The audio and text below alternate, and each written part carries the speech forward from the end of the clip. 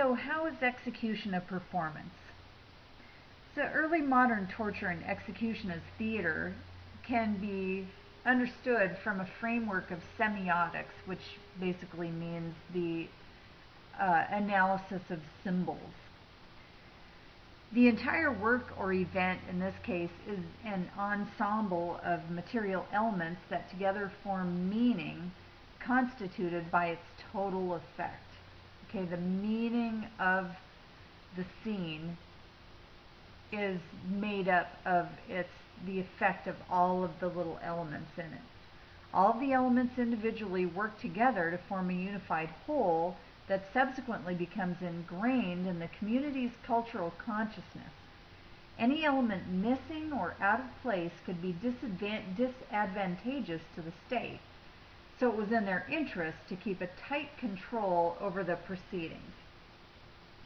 And the proceedings had a certain plot that followed the same order pretty much every time. So the first thing that happens, you can think of tragedies as tragedy focuses on a nobleman, right?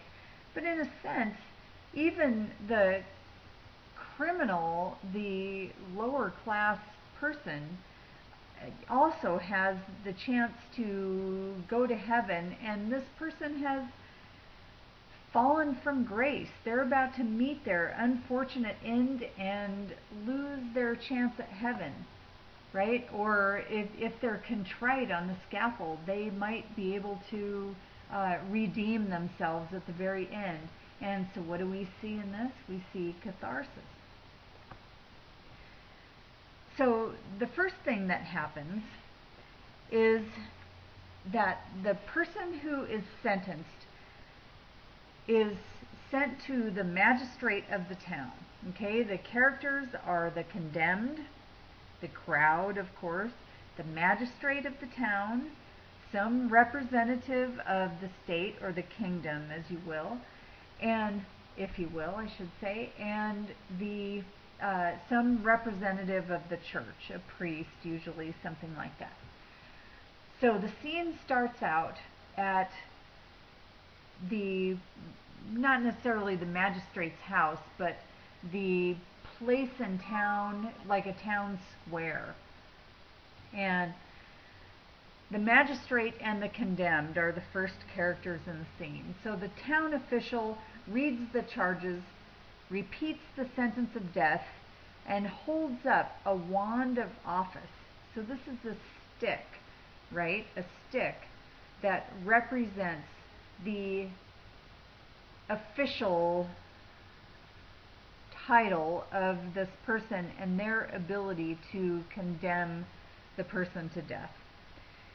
So what this town official does is he breaks this wand of office into pieces and he throws it at the feet of the condemned.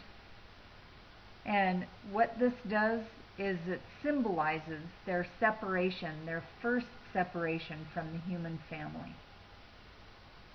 Then there's a procession from the town to the scaffold. Now, the first break with humanity was breaking the wand of office, as I just mentioned. But this continues as the person is paraded throughout the town, sometimes by the scene of the crime. And if they are a noble person in the town, they're taken by cart. But if they're a common criminal, a lot of times they're dragged, or they are made in some way to not walk, because walking is symbolic of humanity, and the whole object of this ritual is to dehumanize the person.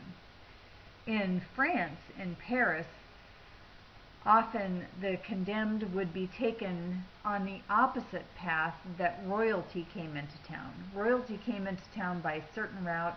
The condemned would be taken by the opposite route to show how low they are. So they are taken to the scaffold, And the scaffold is a place usually on the edge of town, and it's not, and this is the place where the execution takes place, but usually the person is not only killed there, but their body is left to rot, or it is burned, and then the ashes symbolically destroyed even more, and it has a whole, each one of these acts has a theatrical value. So an example of the props and their associated symbols are often really elaborate, and sometimes we have lost the meaning of some of these things. So here's a quote from a speech given in hangings in Germany and Switzerland. "The poor man shall be hanged on the high gallows by a new rope between heaven and earth, so high that his head shall almost touch the gallows, and beneath him the leaves and grass may grow. Here he shall be strangled to death by the rope, so that he will die of it, and be undone, and his body shall remain on the gallows, so that it shall be given over to the birds of the air, and be taken away from the earth, so that furthermore neither persons nor property may be damaged by this man, and others shall witness his punishment as a fright and a warning." And a fright and a warning it was, too. That birds take away the body parts so the criminal can do no more damage to the living exemplifies the fear of him returning from the dead to exact revenge or harass the living. In another example, ripe with symbolism, people charged with parricide, meaning killing their father, were tied up in a sack with a cock, meaning a rooster, a serpent, a monkey, and a dog. Although the exact meaning to those in attendance was perfectly clear, they're lost to us today. But the idea is that this serves as a warning for people not to do this again. Another interesting thing is the good death. In Fox's Book of Martyrs, if you have ever seen pictures of it, which you may have at some point in your life, it shows woodcut art of people being killed and tortured in various ways. And inevitably in these pictures, they have a peaceful look on their face. And sometimes they are asking for forgiveness, and sometimes, actually they're not asking for forgiveness, they're asking for forgiveness from the audience. And a lot of times they are criticizing the British Crown, and so there were a lot of political overtones to Fox's Acts and Monuments, which is the actual title of the book. But one of the reasons why Fox wrote this book is he said himself that he wanted anybody from any class, as in social class, to be able to look at that and understand it. And really it's a text on how to die a good death. And it gives instructions on what to do. A lot of times with these deaths, and to make it cathartic, right, there would be a huge crowd around the actual execution place, the scaffold.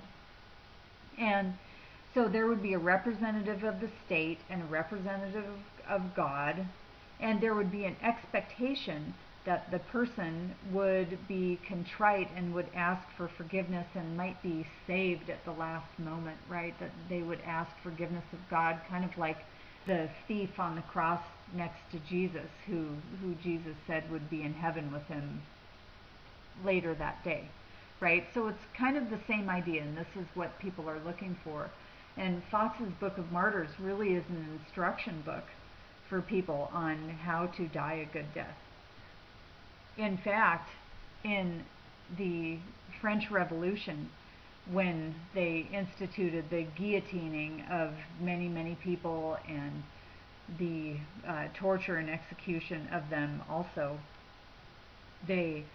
people would enact this good death, and they would be carted through the streets, and they would put on a brave face, and they would go to the guillotine without whispering a thing.